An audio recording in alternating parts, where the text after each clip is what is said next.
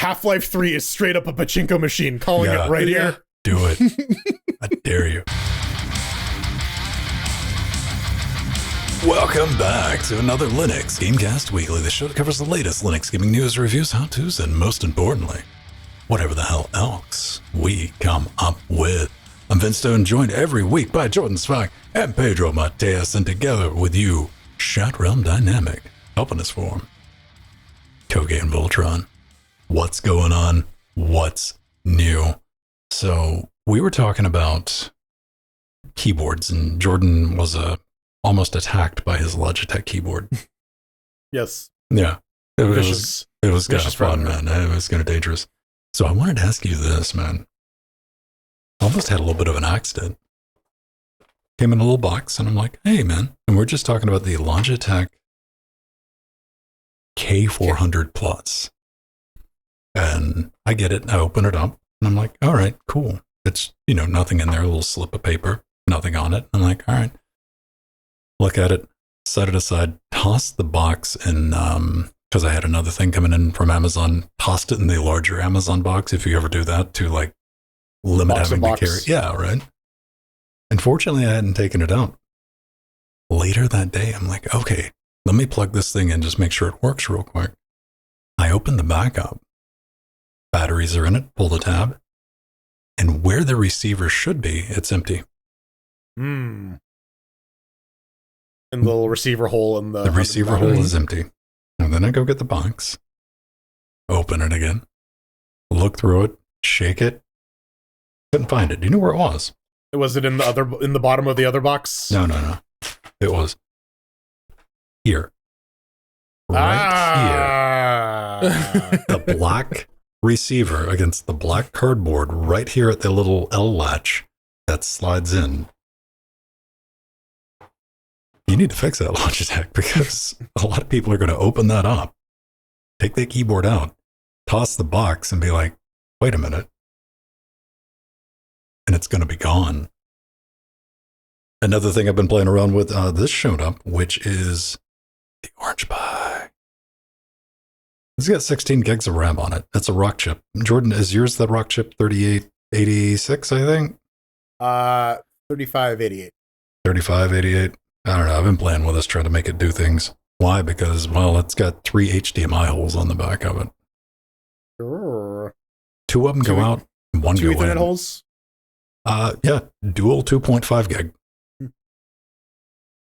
That they built that to be a media box. or a router. Yeah. And a shaky power button as well. Dude, the Carmen Miranda Pi. The footage of me putting this thing together, dude, like there's like, I can't even explain, like there's like a little LED here that you have to press fit yourself that was like 20 minutes of the video. It wasn't fun, but stay tuned for that. That is for another thing, but we'll be playing around with it over on Interfacing Linux. And what's new with you, Jordan? Aside from like arm recovery, I got a bunch of magic cards in. I finished my blue-white enchantment deck. No one gives a shit about it but me. Are you still doing the tournaments? There hasn't been one lately, so I have not gone and checked. I think there's supposed to be another release coming up, but I don't know if there's going to be a local tournament, or at least one that I can. How is that organized? Do they just like have a website or a Facebook group or something? There's an app, but like, okay. There's like a Wizards or a Magic the Gathering like tournament app, and that has like the listings on it. So if you want to go find one, you can hopefully find one in your area. Nice. Yeah, DCI isn't a thing anymore, is it? No, it's all Wizards Play Network. Actually, the nice thing though is that it's all like under the one Wizards account. So like your MTGA, like your Magic Arena stuff is also like tracked in the same record. So you have like if you win like tournaments online versus in person, like it all goes to the same scoring. So. Is there ever like any problems in the parking lot? No one has challenged me in a parking lot yet. I wonder why. I don't know, dude. Like you would imagine like you'd run into the wrong 9-year-old, dude. Yeah. No, do you think 9-year-olds can afford to play Magic the Gathering? What the hell are you talking? No. This is the one Yu-Gi-Oh! This is a Yu-Gi-Oh! hobby for adult men who have like high 5-figure, low 6-figure paychecks. What's new with you, Pedro? Honestly, I've been looking at, Nori's been doing the bulk of the looking for new places. But yeah, no, we have been to visit a few, just trying to move. I don't know if it's the time that's wrong, but it seems like a lot of landlords, you go in for a viewing, it's like, yeah, to rent. It's like, do you want to buy it instead? I can't afford that. I can't. Wait, are they waiting to like try to get you there before they say, it's not really for rent? Would you rather sell it? Maybe, I don't know, but it's already happened twice. It's like, you wouldn't be looking to buy, would you? I can't afford that. that's very strange, because like when I was looking for rentals, and this may just be like a cultural difference between like Canada and the UK, like it's pretty clear, like the people who are like showing off for renting and the people who are showing off for buying are like two very different buckets, and so there's never really a like, are you sure you don't want to buy the place? Yeah, I've never run into that, and that's so weird to me. Like, although to be fair, those were the two places that we went to see that we were being given the tour by the landlord themselves, not by a real estate person. That's what I was going to ask, man. Yeah, they're tired of being landlords. So like, please take this from me. Yeah, no, a few years ago, them taxes went up significantly. That's when the landlord jacked up my rent. So, yeah. But yeah, no, stick around. I have an announcement to make at the end of the show. He does. I do. It's sexy. It's do we get any terrifying. announcement for the horse? The horse has a 45-minute presentation that it would like you to sit down and listen to, where several of its enterprise partners will talk at length about nothing in particular for extended periods of time. It's the Steam All right. Let's listen up, you fucking Fortnite addicts. We got your fix finally. You Destiny dinguses. We've done it. The Steam Deck is Turing complete. Man. Yes, we finally have an announcement. As of CES of this year, we are officially getting Nvidia GeForce NOW on the Steam Deck. Before, it was a application you downloaded in your home folder, and you set up a non-Steam app shortcut, and you could get into it. I believe there's just going to be an app you will be able to install via Steam proper and gain access to the cloud gaming service, which, I mean, honestly is not a terrible value prop if like you only have a Steam Deck and you only care about like playing 1 or 2 AAA titles a year. So you just rent a computer for however long you need to finish the game. They also bring up a bunch of VR support for various headsets. So I'm sure this is doing nothing but fueling the Deckard speculation that Deckard is coming out with GeForce That makes Now a lot of sense. installed. Yeah. No. Oh man, game in 4K HDR. Yeah, this is kind of wild, man. Like, did they go into any type of detail about is it just going to be on Steam or?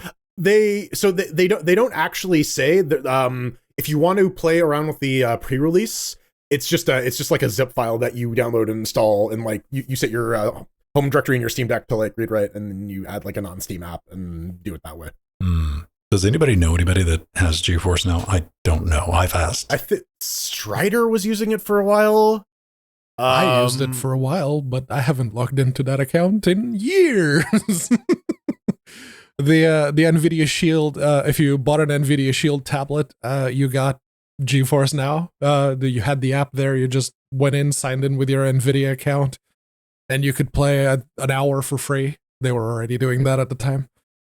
And that's where I played about an hour of Darksiders, the first one. And I said, no, that's okay, thank you. Because the latency was noticeable. Even, I don't think like latency, I wonder if that's going to be like an our generation thing, right? That we care because like, yeah, to your point, like if you've been growing up on nothing but a steady diet of like Android games and stream games, you may not really be sensitive to that at all, right? I mean, your brain automatically compensates. One of the things I'm thinking about, man, is you brought up Android, and that's immediately where I went. Like, you're used to like sliding around on a touch interface, and you're like, and like maybe by the time like, oh, or consoles, like latency on consoles has to be okay, right? You've always had a wireless controller. I mean, recently you've had wireless controllers. Before they were, yes. You were limited by the distance you could be from the television. I struggled with that with my PlayStation 2 a lot. Yeah, so the cable, it's just not long enough. You gotta like think about that. Sitting What was the last? Did the PS3 come with wired controllers? No, I think the PS3 did. Yeah, PS3 and 360 were the first ones to have wireless by default. So how old are those now? Like 46 years old? I think 2007, somewhere in there. Yeah. So coming up on, oh my god, my hands! I'm turning to dust. Oh. Dude, yeah, it's been a minute. So like, I don't know, a dark time, dark future. I mean, this would have all been solved if Stadia would have stuck around. Absolutely. Yeah. And just blame when in doubt, blame Google. Yeah. Okay. So maybe you don't want any official Nvidia stuff on your Steam Deck. Well, if you've already built yourself a box of some description with an Nvidia GPU, and maybe you're not a Linux user. What are you listening to a Linux Gamecast for? But hey, welcome. Some sort of Ludovico device where we're trying to determine whether or not you're a replicant. Yeah.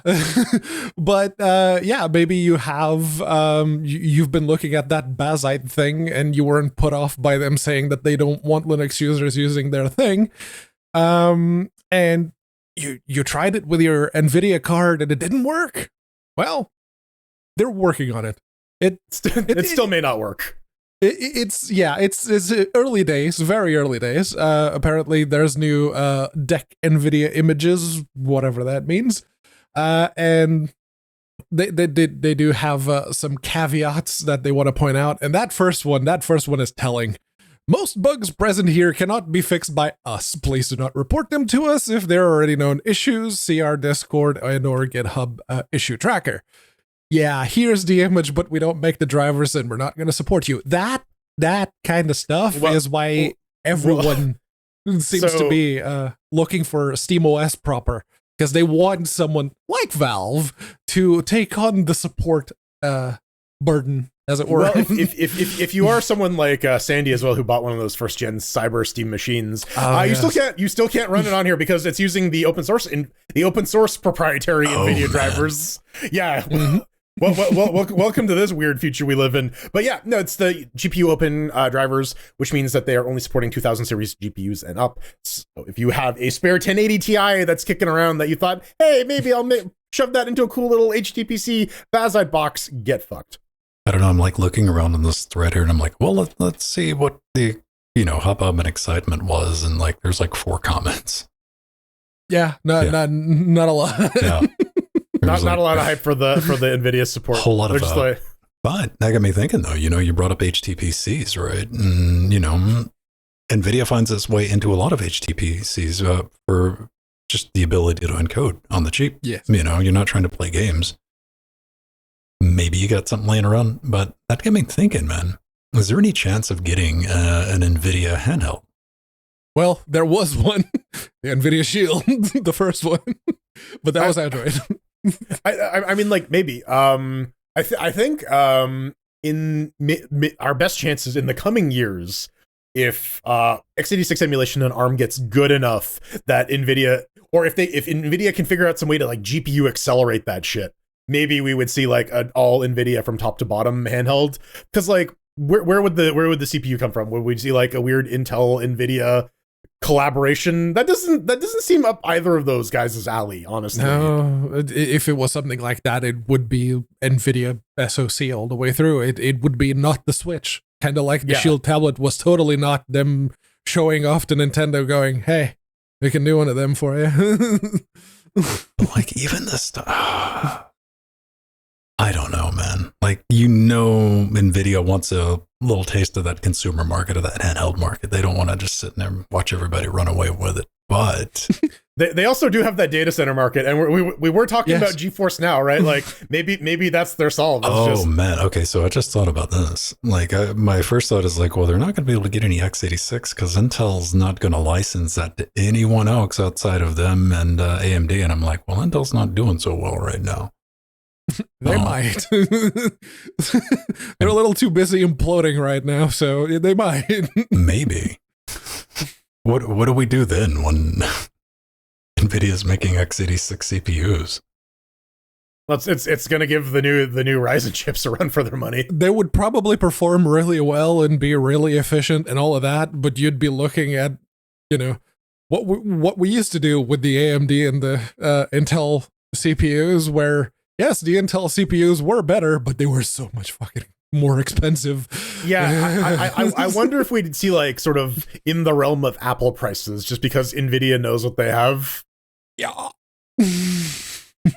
There's no telling, man. All right, so couple of bits here. Now, this one is kind of interesting, man, because earlier this week we had like 10 minutes there of like, wait, what?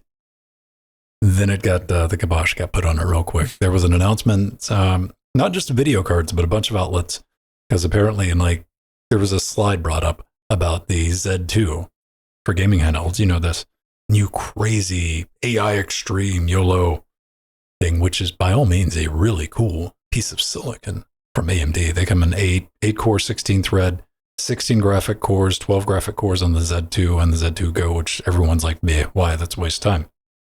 But they're all like on the low end at like 15 watts. So like right out of the gate, you're like, that's not going to work very well in a handheld, not for very long anyway. It'll work great for 10 minutes till the battery runs out.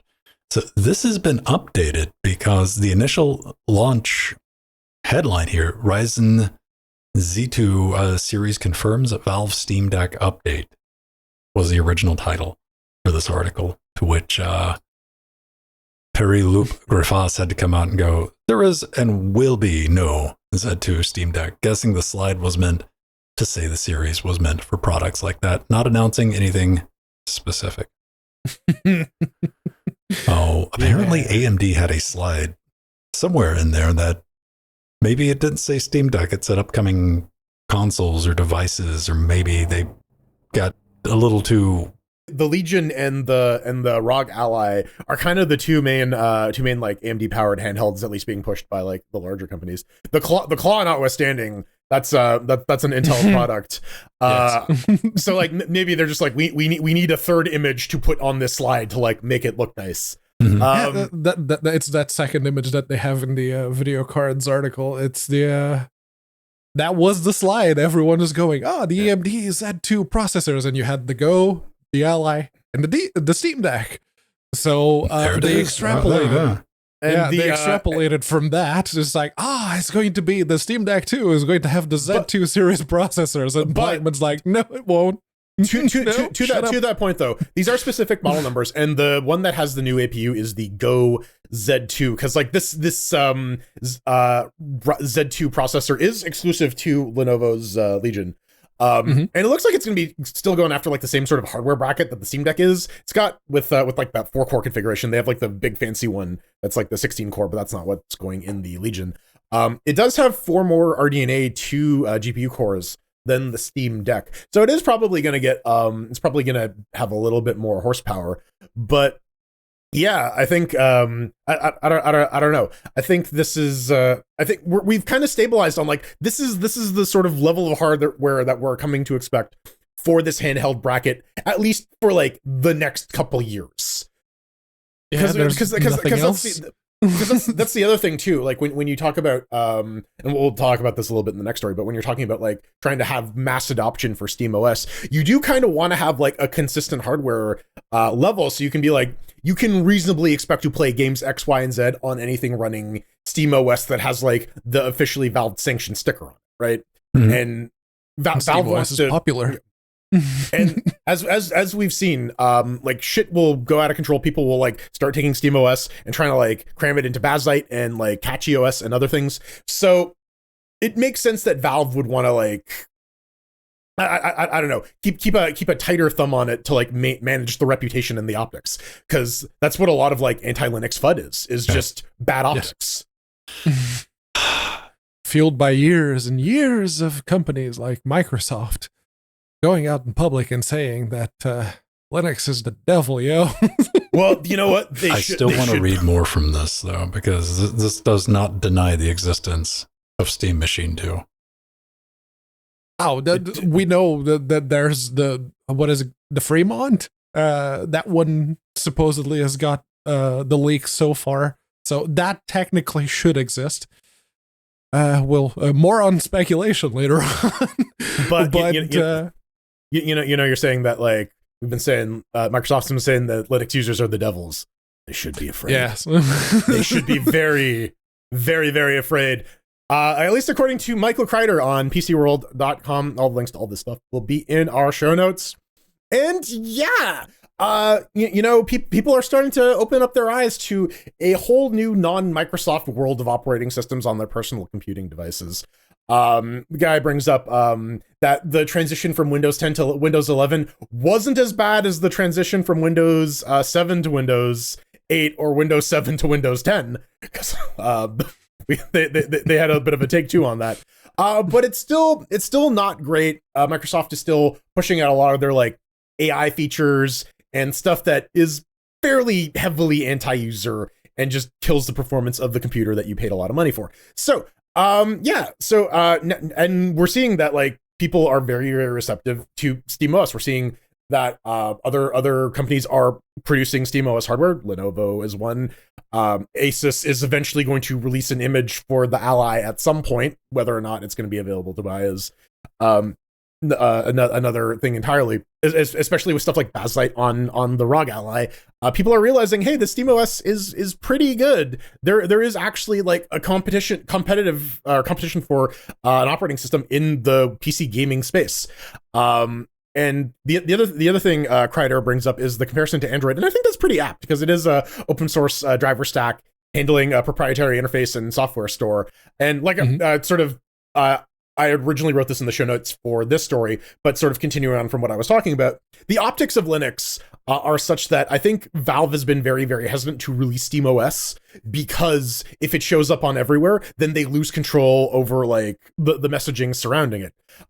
With the branding guidelines we saw a couple weeks ago, they need to okay things that are going to be shipping SteamOS, or even saying that they support SteamOS, because they don't want a bunch of shit being launched on the market, really just tanking SteamOS's reputation as a whole, and then just handing that market segment back to Microsoft. So especially because Valve have been doing the one good thing, which is they've been supporting everything SteamOS and Proton related themselves, which is not the case with Microsoft, because if you look at the amount of third-party corporations that offer Microsoft support, yeah,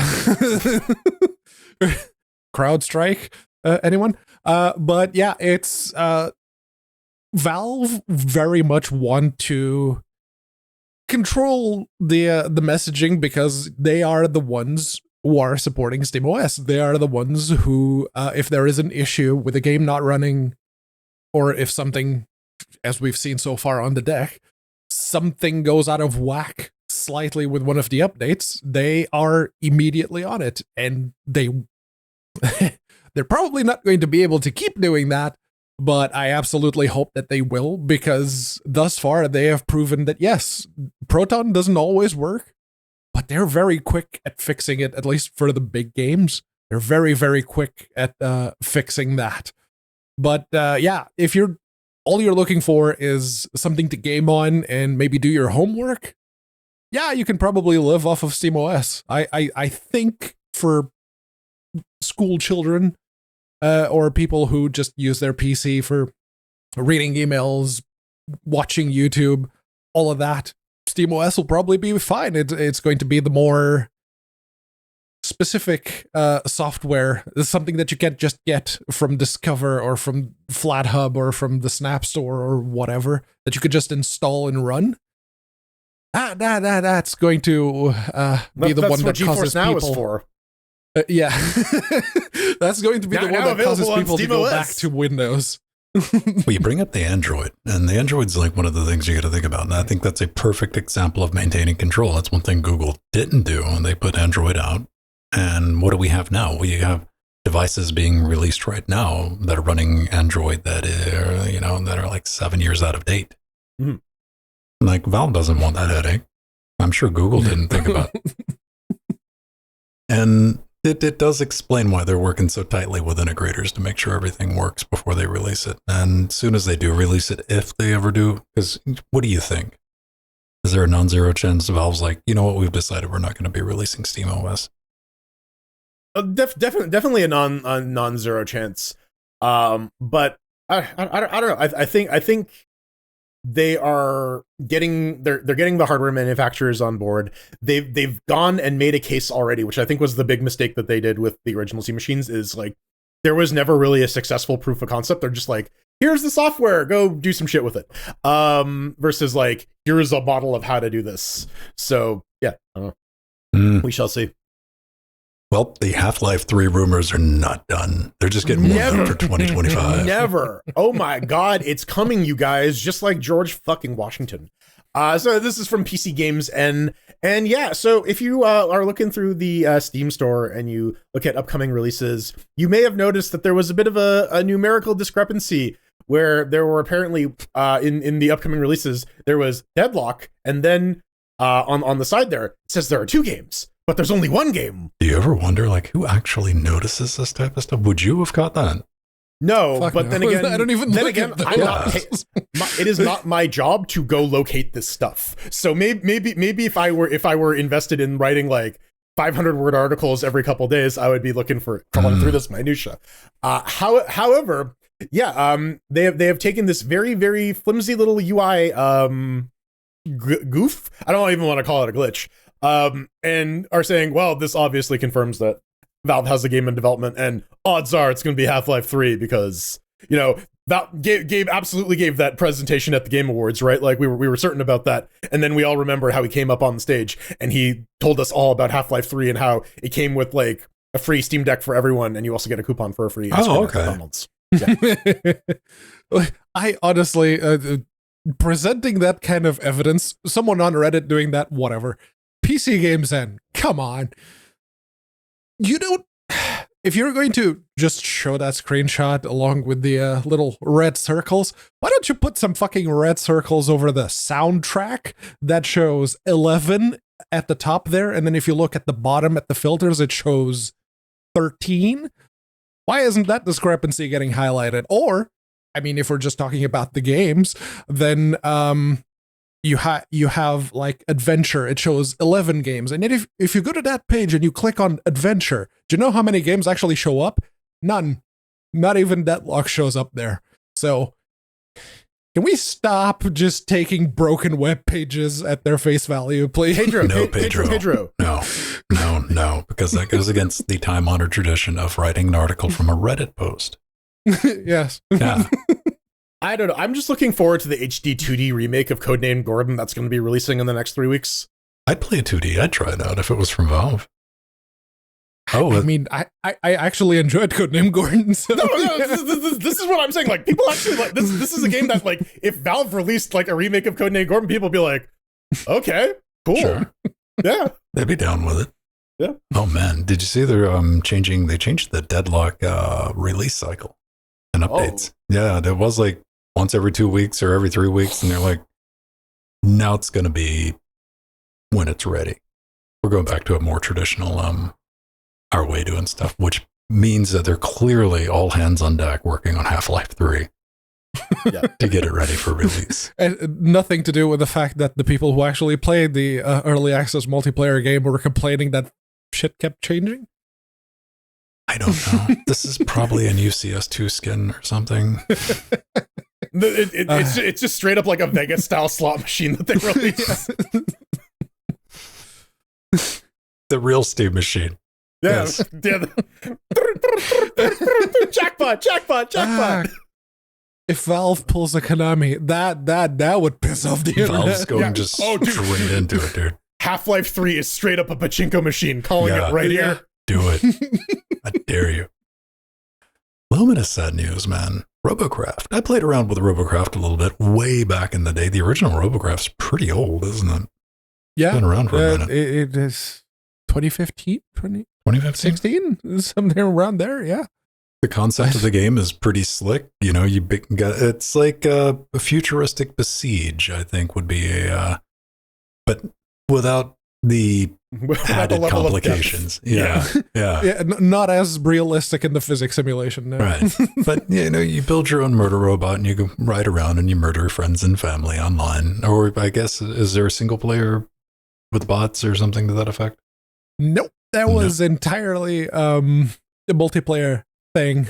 Well, the bad news is, they made a sequel. Now, this kind of came as a shock because it was only like maybe a month ago, might have been 2 months, that I got an invite to participate in the Robocraft 2 closed beta. And I'm like, oh, cool. I launched it and that's as far as I ever got. I'm like, maybe I'll go and play around with it.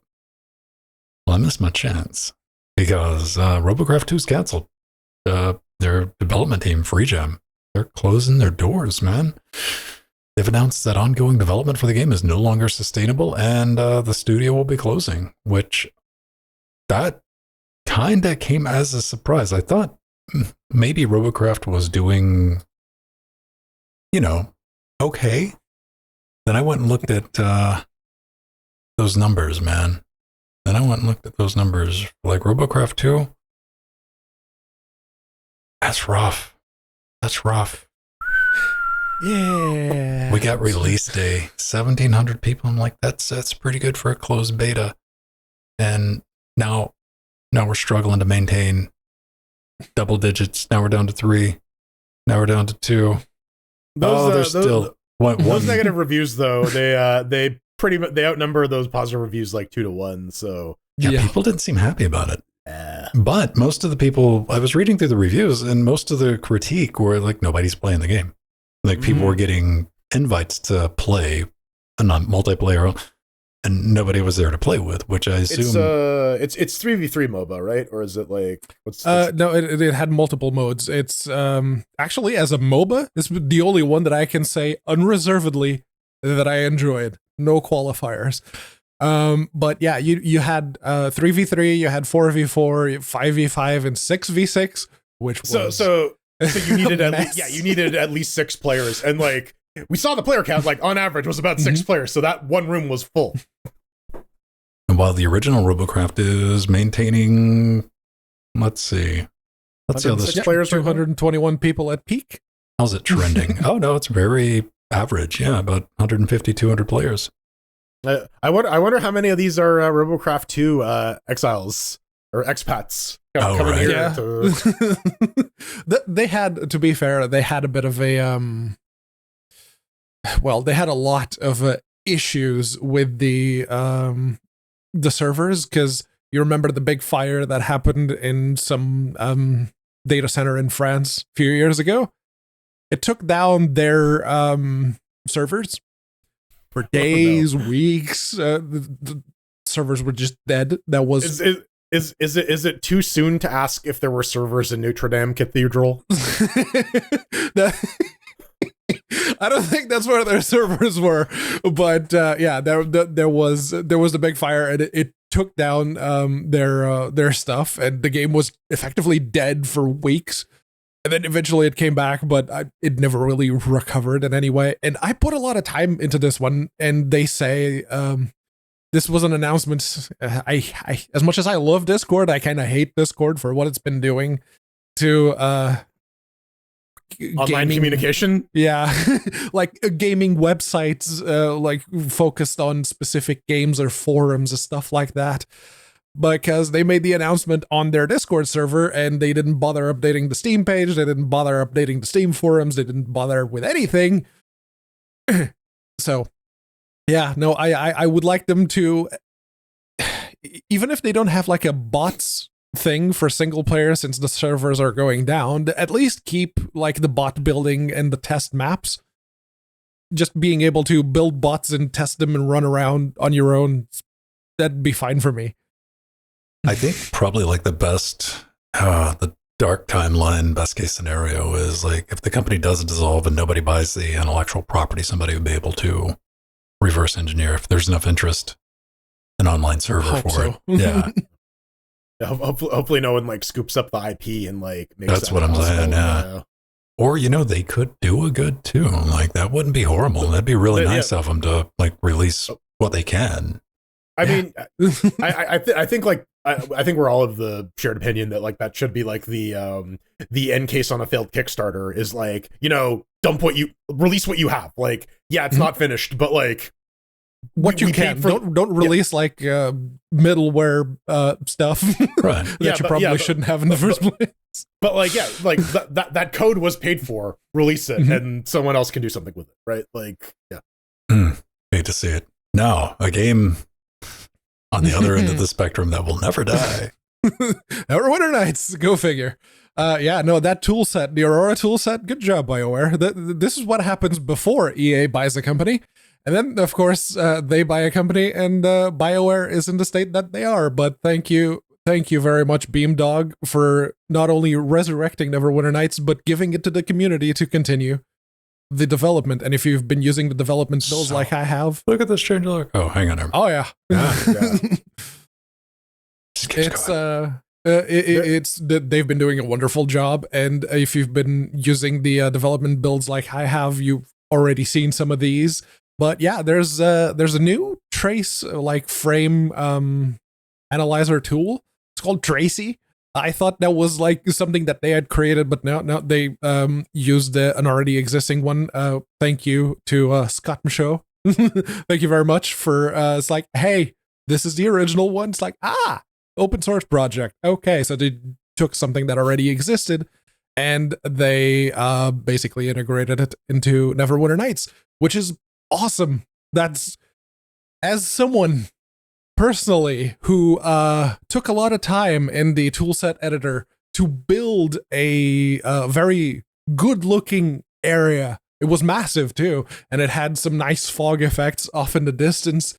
And after loading it into game proper on a Ryzen 7 3700X and an Nvidia GeForce GTX 1080, Neverwinter Nights was running at 24 FPS because the engine just didn't know what to do with it.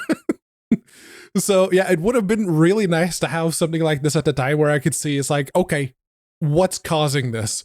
And it's here now. So if you wanted to actually see where the bottlenecks are on this 23-year-old engine, as far as we know, now's the time. Yeah, I was looking through the changelog here. And a lot of the fixes have to do with the polymorph spell. So much like in tabletop D&D, polymorph continues to cause issues and vex developers and dungeon masters alike. Although I do wonder, because like more and more of this engine is getting open sourced, and more and more of the content is becoming like community created and not like owned by a company, will it ever sort of like eventually reach that sort of area of ubiquity that Doom kind of exists in? I was talking in the pre Super Chosen about how like we've kind of changed our definition of what a computer is to a device that can run Doom. So, and a good computer is a device that can run Crisis. So where does a device that can run Neverwinter Nights kind of fall in the middle there? Because I think we're getting to a point where you might be able to run this on pretty much anything. It's a bit more demanding. Even the original release, if you put like the boxes, Neverwinter Nights, like the minimum operating system is Windows 98. So yeah, no, it's a bit more demanding. It does require something OpenGL or DirectX capable. I mean, it's on Android. Yes. Yep. That again, thank you, Beamdog, for actually bringing the game and making it. That looks like available a motherfucker everywhere to play, though, man. Yeah, no, I tried playing. No, dude, it sucks on a fucking tablet. I tried playing Planescape Torment on Android because I was stuck in an airport, so I'm like, I'm gonna play through Planescape Torment on my fucking tablet. That's with a touch UI. That shit sucks ass. Dude. No, you need a mouse. You need a mouse. I'm sorry. Oh man, a lot of things.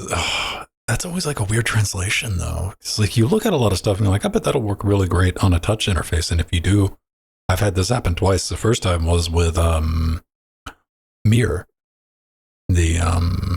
which I'd like to believe, as far as interface wise, later became GNOME.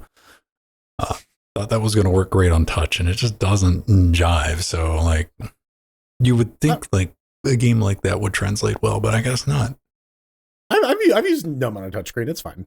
GNOME works fine on a touchscreen, but even trying one of the gripes I still have with Enhanced Edition is they have the console versions of Neverwinter Nights Enhanced Edition for the PS4 and the Xbox, whatever the previous generation was called. Microsoft seriously fixed that naming scheme.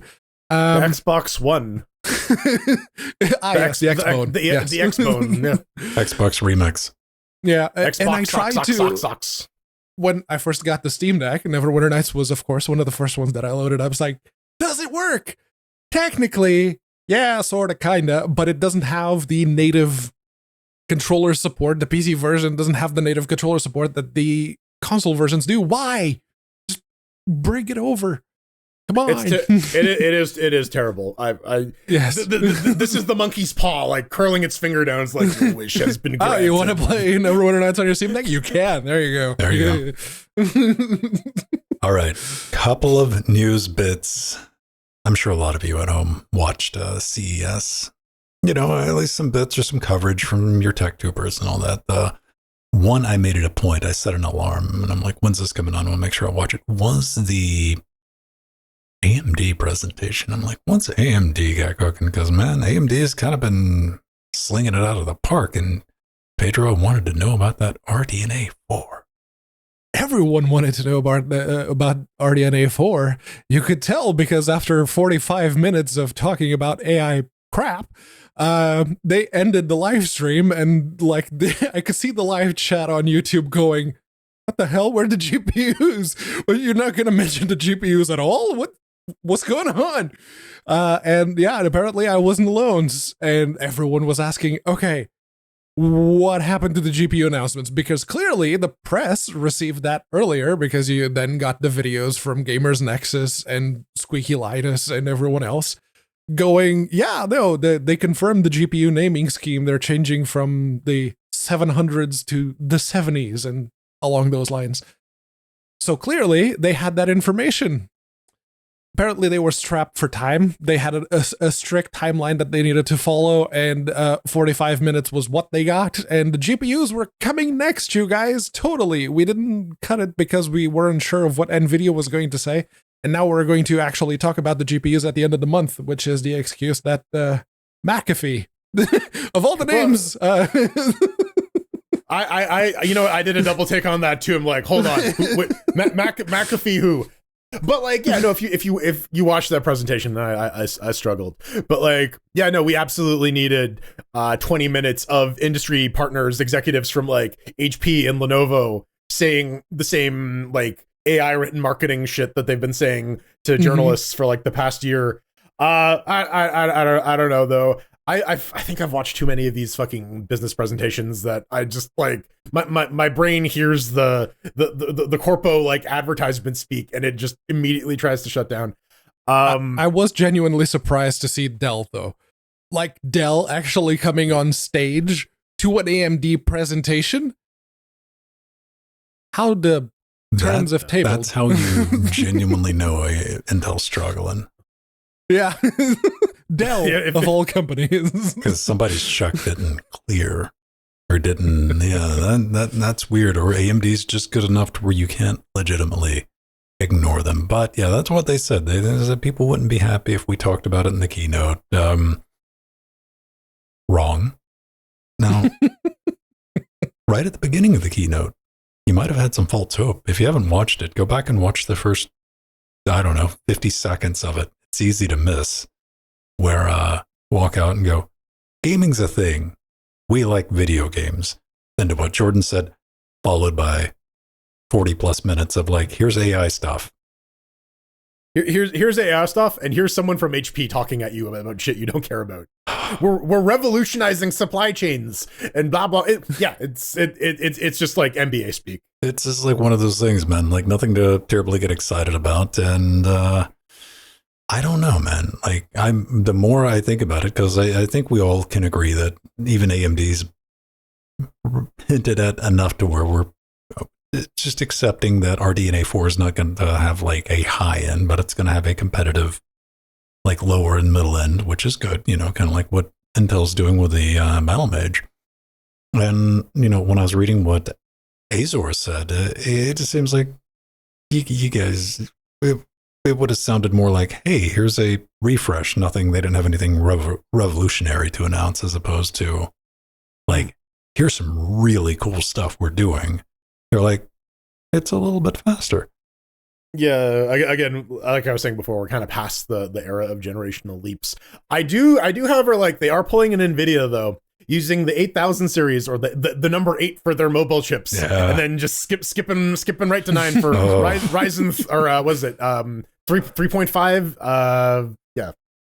Just adding to the confusion. Yeah, we were talking like in the pre-show, like their Max AI type stuff was like those are some really cool things, but like the naming's horrible. Like I had to like Google it, and it took me 2 or 3 searches, like the AI AMD chip, the Max AI. But oh god, maximum AI.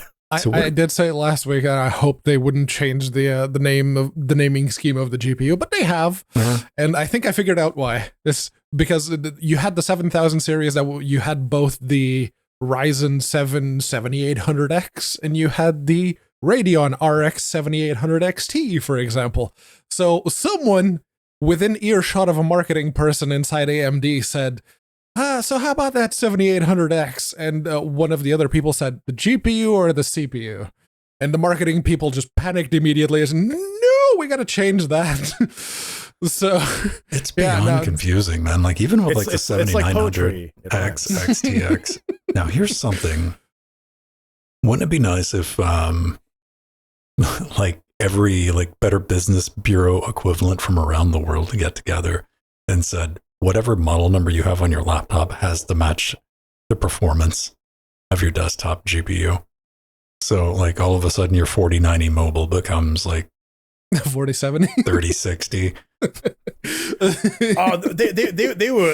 They would rage against that. How would they sell you a fucking underpowered GPU for the same price as like the desktop part? How dare you insinuate that we're lying and not let us keep doing it? Dude, I mean, every time they're like, I was like, this has got a 4070 in it. And like, what do you got to do? You're like, okay, let me go find what the 4070 is equivalent to.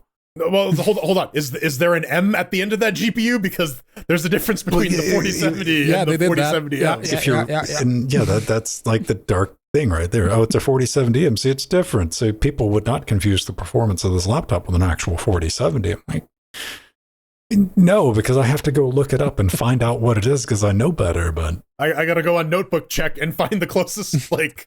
Yes, look at the like. Oh, okay. So it's not. It's not a 4070, really. It's like a 36. Okay, now we've all seen this thread, though. We've seen like the troubleshooting thread. They're like, no, dude, I got like a 4060. There's no, I don't understand. What's the performance? What? You're like, wait a minute. Are you on a laptop? Yeah. Not really. Well, it's kind of like the Asylum films, right? Where they're just like, if we just name everything close enough, people are just gonna buy the same shit or the wrong thing by mistake, and then they're stuck with it. Atlantic Rim. Yeah, Atlantic Transmorphers. Yeah, dude. They're going after grandma. Yeah, those were great, man. Like going to, if you were ever in like a Walmart or place like that, like going to the DVD section, just finding stuff and like straight to DVD and like what's going on. Oh yeah, but I mean, you hit that up after you hit like the alcohol section at the Walmart. Always something. Now, Nvidia was at CES and there was a lot of hubbub because Jensen broke out a sparkly jacket.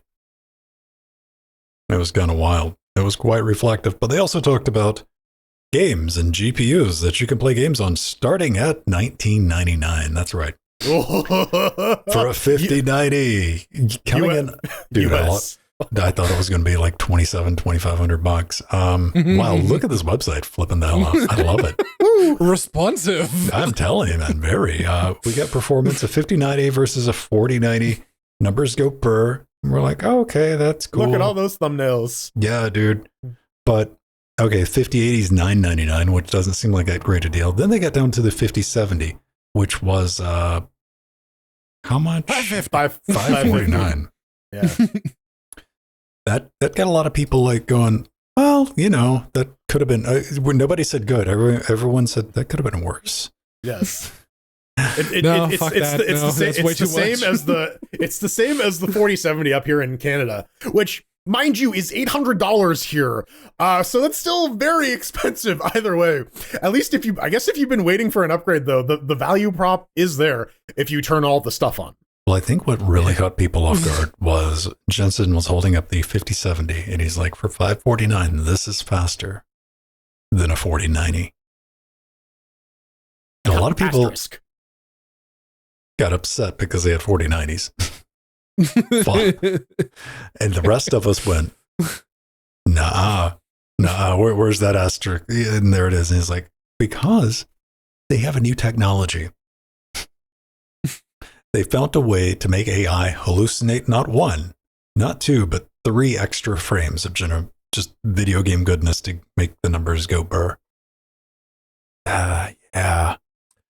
Everything is bigger, including the latency, but no one cares about that. So yes, in particular titles with I call them gimmicks, man, because when we talk about like FSR, AMD's guilty of this too, DLSS, multi-frame generation, ray tracing is not really a gimmick, but a lot of this stuff you got just for the ray tracing, to which I look at ray tracing, I'm like, that looks a little better. Not worth the performance. It's gimmick adjacent. Yeah. Mm-hmm. And it's harder for the end user because we're looking at reviews and reviews are turning more and more into spreadsheets. You see that, and people just trying to visualize the data of the game, what was supported, and all the other stuff that gets lined up with it.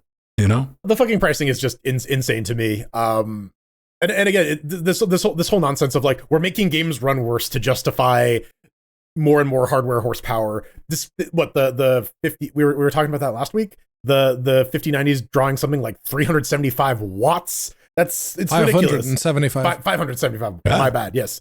The 375, I think, was like the 5070. But still, the point is that these things are sucking down huge amounts of power for marginal gains at best. And I want to give them a little bit of credit, though. They did better. They made it the 5090 a dual slot card. So does it still need a kickstand, though? Is it dense? No, dude. It's like they got the Blackwell bit, and it's heat sinks on both sides. It's through. Yeah. All right. Like, yeah. Okay. Yeah, I give him a hand for the engineering on that. Like that was pretty dope. The heat generation between the two sides. Yeah. Yeah. Still, but something we were talking about before we went live was GPUs are kind of good enough. Like you look at like what AMD, Intel, Nvidia comes out with, and you're like, this is neat, but I mean, I can play all the games I want to play right now. And like, here's the thing, right? You don't even need to run them at like high shit. I gave the kid the 1080 Ti. That's still a perfectly fine GPU for 90% of games that you're going to play today. Like, yeah. Heck, if you're not on Linux, the X12 performance is nowhere near as bad.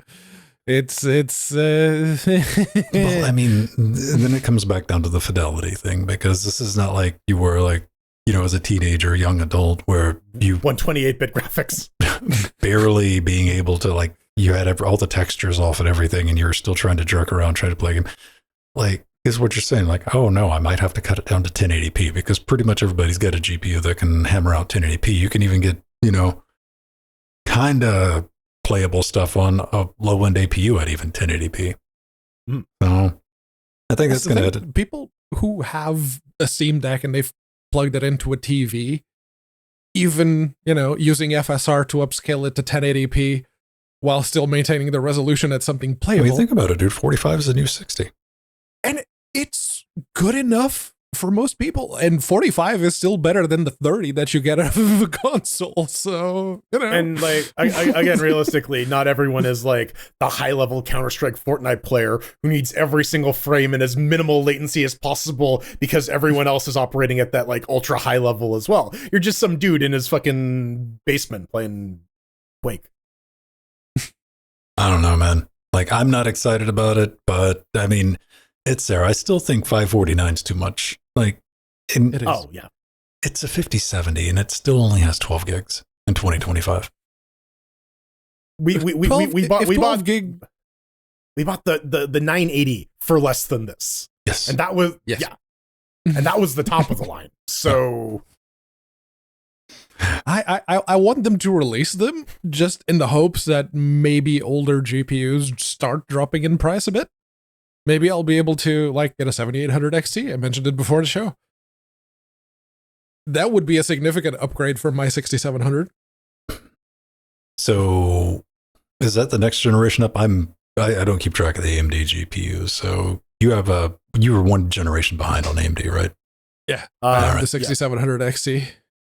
Jordan has the 7800 XT. See, I think that's going to be a problem though, because like if AMD doesn't release anything I think that's going to be part of the announcement. Like when they talk about RDNA 4, like the high end, Jordans are in the XTX, like these cards are not going to be that fast. I'm looking forward to the 9900 XTX just so that I can be like, wait, the old Nvidia card? Yeah. 9800 GT, baby. That's the other reason they changed it, because it's going to be the 9090 XTX. Oh, dude, it's not going to be TI. They're going to call it the TY. It comes with a free beanie, baby. Yeah. The thank you. All right, ladies and gentlemen, boys and girls, we're about to wrap things up. If you want to get in touch with us, you can always drop us an email over at linuxgamecast.com or just leave your comments right here below the video, anywhere you want. And, hey, you like what we do? You can head over to, I had to clarify something with, I had somebody, new supporter on LibrePay kicked in, and I realized like the wording was like a little bit off because I see where there could have been some confusion. So I've updated the shenanigan financing thing because they were confused. I used to just have like all of this in like one big block, like as a Patreon. They're like, wait a minute, I thought that worked with LibrePay. They were like super nice about it.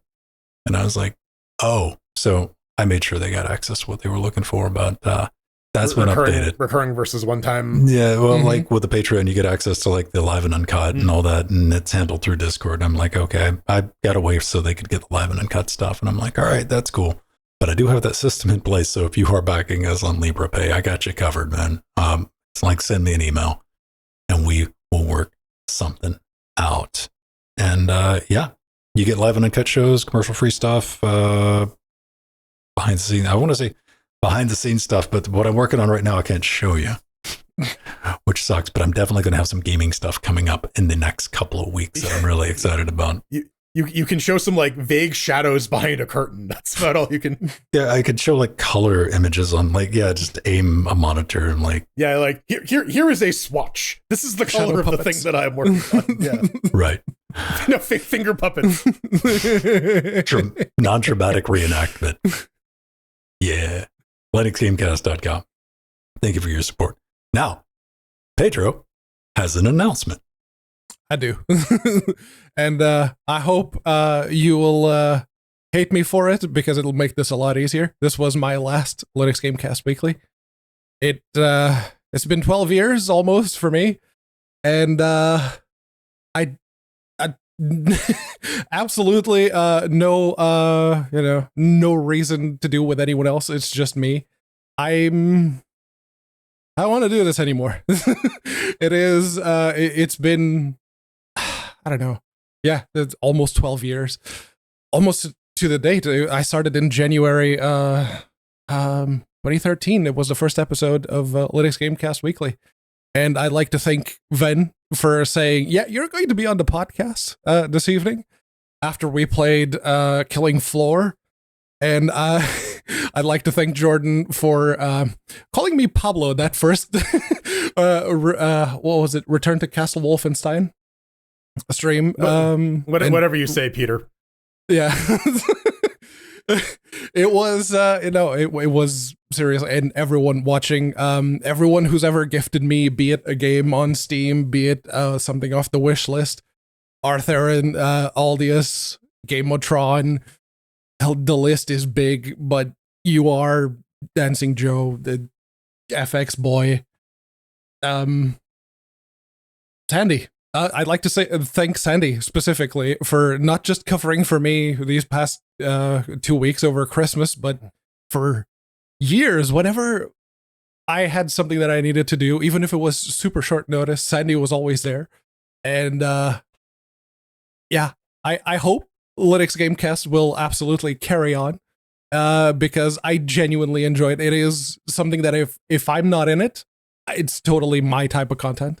So I hope everyone will absolutely loathe me for just hanging you guys out to dry. But yeah, I'm done. Thank you. Thank you all so much. You're all truly wonderful. What was your favorite time Pedro fucked up? Oh, there have been many.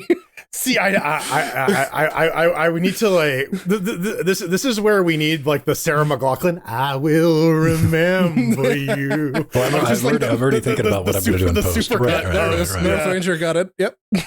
There we go. Will you remember me? I think we got to go back to like the drinking days, man. Oh yeah. The Pedro getting blackout drunk. Blackout drunk. Yeah, me straight up not remembering entire segments. Yes. That's where I first started learning how to splice stuff together. Oh, it was that bad. Okay. It was like, we can't put that on YouTube. No, man, it's been fun having you, man. Mm-hmm. We've learned a lot of stuff, played a lot of stuff, we've done a lot of stuff. You guys have taught me a lot of stuff because, yeah, no, I came in thinking my English was, acceptable. It clearly was not. And seriously, thank you.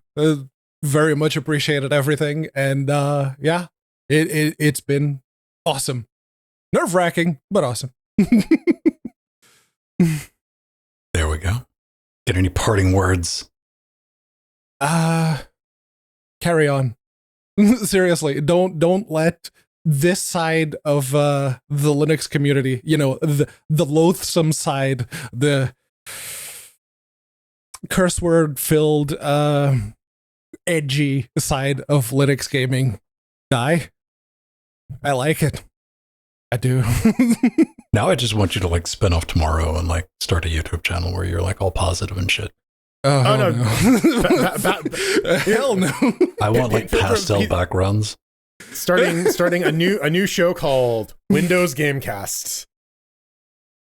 No, if I ever do anything, something along these lines, which I probably will not, it will be in Portuguese because there's a severe lack of anything in Portuguese. And while I was in Portugal, I was reminded of just how backwards things are there. But it is, no plans for that. No plans to do anything. In fact, I will enjoy Sunday mornings. I will make it a point of enjoying Sunday morning. Well, ladies and gentlemen, boys and girls, that's going to do it. So I guess I don't have to send out music. I'm going to have to do a lot of editing here. We need like bagpipe Amazing Grace. Yeah, right. Well, I'm like running through. I was like, how much copyrighted stuff can I get away with? I'm pretty sure Amazing Grace is public domain. We could do it. I hope so. We got to find a good. Yeah. Oh, dude. All right. I'll tell you in the after show. All right, ladies and gentlemen, boys and girls, that's going to wrap us up for episode 647. Yes. Yeah. Yes. Yeah. You want to get in touch with me? I'm on all the social medias. Just type in Vin. You'll find me. And let's see. Interfacinglinux.com. Stay tuned. Oh, I posted a little thing.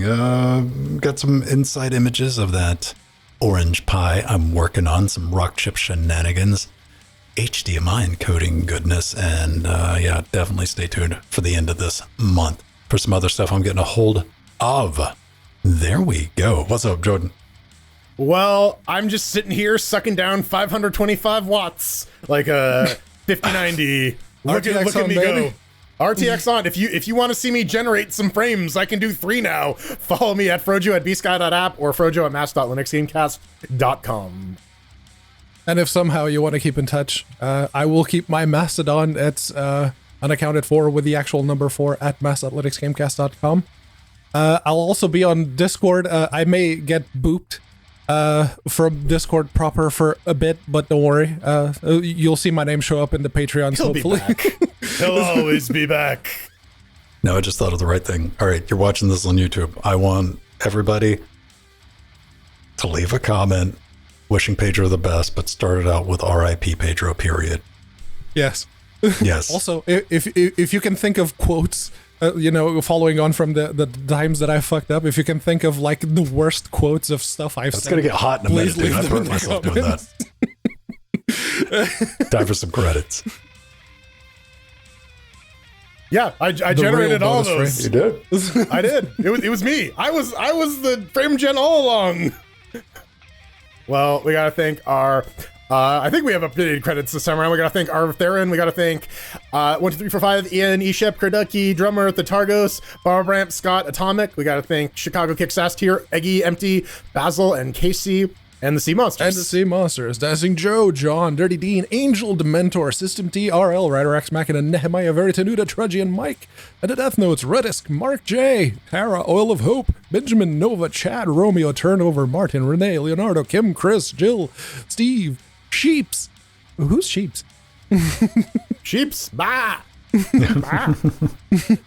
And of course, our Libra players, Sandy and Shadi, along with all of you beautiful, beautiful Chairlings. Don't let them call you little, because you're not. You're important. You're the foundation. That's why you're at the bottom. Yeah, holding everything up. So many chairs stacked on top of one another. I'm telling you, dude. Yeah. All right, ladies and gentlemen, boys and girls, die to fire. Bye-bye. Bye. 5 dudes.